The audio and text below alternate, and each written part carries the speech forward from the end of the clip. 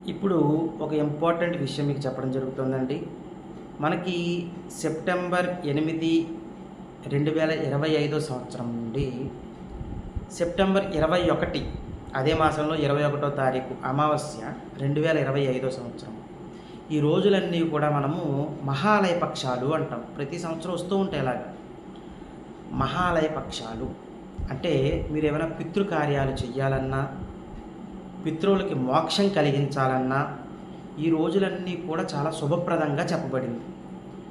అందుకు ఎవరికైతే మీ జాతక చక్రంలో పితృదోషాలు ఉన్నాయో, మీరు జాతక చక్రం చూడగానే మీకు చెప్తారు ఇలాగా, మీకు పితృదోషాలు ఉన్నాయండి, ఈ గ్రహాల కలయికల వల్ల మీకు పితృదోషాలు వచ్చాయి, దానివల్ల ఎలాంటి నష్టాలు జరుగుతాయి, తర్వాత సంతానానికి కూడా ఇబ్బంది ఉంటుంది, తర్వాత జనరేషన్ కూడా ఇబ్బంది పడుతుంది అని చెప్తారు జాతకం చూడగానే.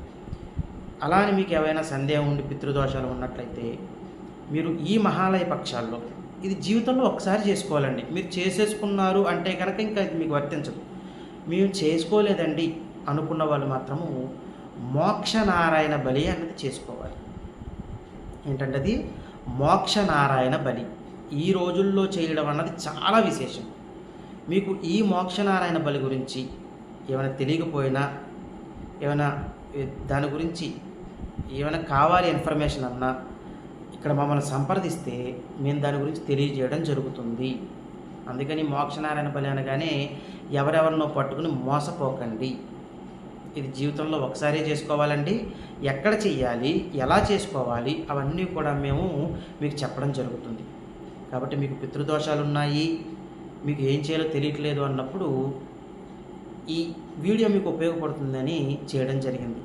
కాబట్టి ఇది గమనించుకుని మీరు ఎక్కడికి వెళ్ళండి. సెప్టెంబర్ 8, 2025 నుంచి సెప్టెంబర్ 21, 2025 వరకు కూడా మహాలయ పక్షాలు. ఈ టైంలో మీరు చేసుకోవడం అన్నది పితృవులకి చాలా చాలా మంచిది.